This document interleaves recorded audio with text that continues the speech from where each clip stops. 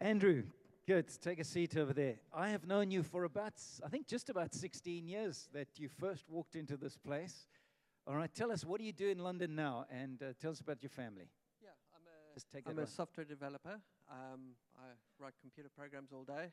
I'm married. I've got 2 kids down in the kids program down below. Been over here for 17 years from South Africa Okay. originally. All right, so we want to look at just when you arrived here. Tell us about your spiritual life when you arrived here. Were you a Christian? Where were you at? Yeah, I have no church background at all. I came over here knowing nothing, no spiritual life whatsoever. It was not something that interested me in the least bit. I wouldn't even classify myself as an agnostic. It devoted too much time to even put a label on it, is how much effort I looked into that side of things. And, I never went to church growing up. My parents never took us to church. They did used to go to church, but they were turned away from the church because my dad was a divorcee, and they didn't make him welcome, so he left. So that my whole experience of church was hearing that story once and then never going to church again. So I don't think I've ever set foot in a church other than maybe a wedding or a funeral. Wow. Or a baptism. Okay. And when you thought about Jesus back then, I mean, just who is Jesus to you before you got to London? I couldn't honestly articulate who Jesus actually was. How did he fit into the story of God? I heard there was some cross involved, but what's that? How does any of this stuff apply to my life? It doesn't, it certainly didn't seem to make any difference to me. It certainly wasn't something that I thought about. Honestly, I never read the Bible. I didn't know anything about who Jesus was. Well, that's quite interesting. I mean, when we just have Christmas and we just assume everybody knows the story, that you didn't know the story. No, we never read about the story. We never had Bible stories or anything like that. So, yeah, obviously you're a follower of Jesus now, and something happened. So tell us, you came to London. What happened? I came to London just to kind of a change of scenery. My life wasn't going anywhere in South Africa, so I thought, change of scenery, come over here, earn some money, and then maybe go back. But I didn't really have a plan. So I came over here. Eventually I found myself in a job, and I bumped into Leanne at work, and long before we married. I remember we went out to the pub one evening with all the colleagues, and she started talking to her about what she did on the weekend, and one of the things was going to church, and I thought,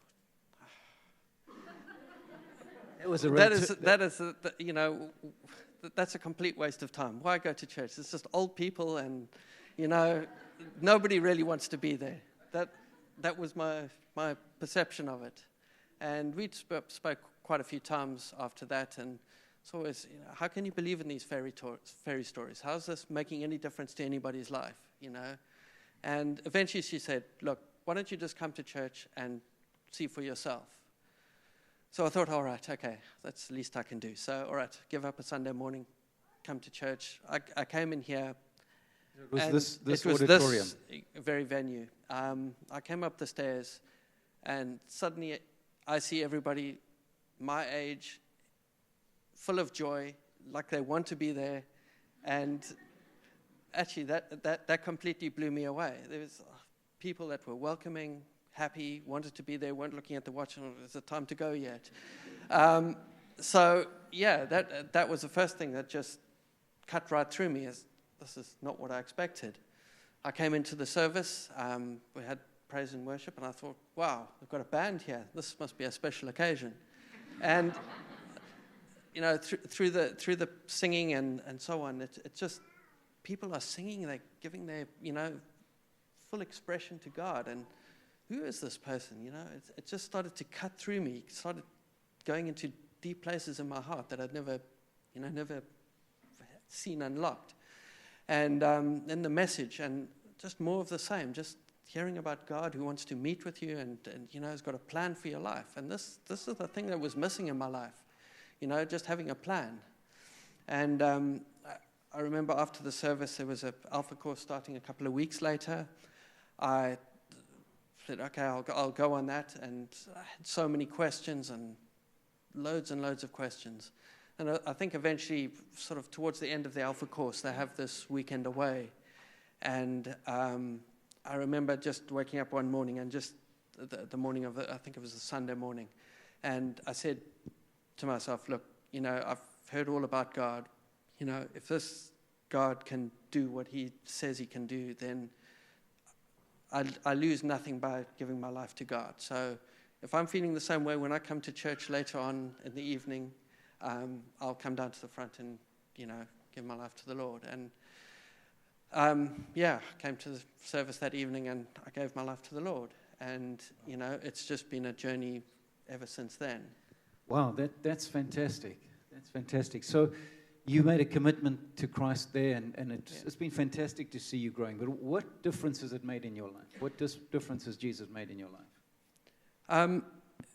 Before becoming a Christian, I had no purpose. The whole pursuit of my life was trying to find out, why am I here? Why am I on this earth? What am I here to do? And is there any purpose in this? What's the point of living? There is no purpose. And the thing that God has done is answer that question, that actually I'm created with a purpose. God loves me. I have a plan, and it's not just, God has a plan to, for the whole rest of my life and beyond. And, it gives your soul that rest. Before I became a Christian, I used to have a great problem sleeping. I would go, sometimes every couple of weeks I would spend, maybe 2 or 3 nights in a row just not sleeping at all. Be tired, lie down in the bed and your eyes are just wide open and you can't sleep. Mm-hmm. And it would go on like that. And that was just, every couple of weeks you would have just a spell of that. And, it's just your soul's just not at rest. Mm-hmm. And that was something that changed very quickly after giving my life. It just stopped almost immediately. Could sleep at night, that restlessness was gone. Fantastic. Last question, Andrew, just what does it mean to you to have Jesus as Lord of your life?